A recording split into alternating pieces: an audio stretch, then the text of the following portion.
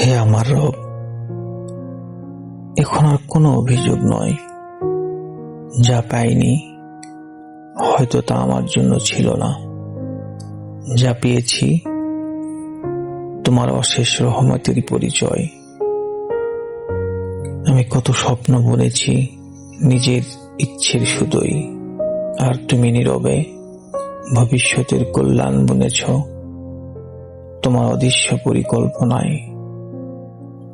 আজ তাই আমার চাওয়া কোনো ধন সম্পদ নয়, কোনো নাম কিংবা খ্যাতিও নয়, শুধু একটি শান্ত হৃদয়, যে হৃদয় তোমার ফয়সালায় হাসি মুখে বলতে পারে আলহামদুলিল্লাহ।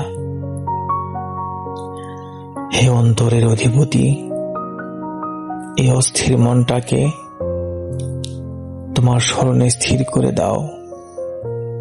যে ভয় আমাকে রাত জাগিয়ে রাখে, তাকে তোমার রহমতের আলোয় ভোরের শিশিরের মতো গলিয়ে দাও।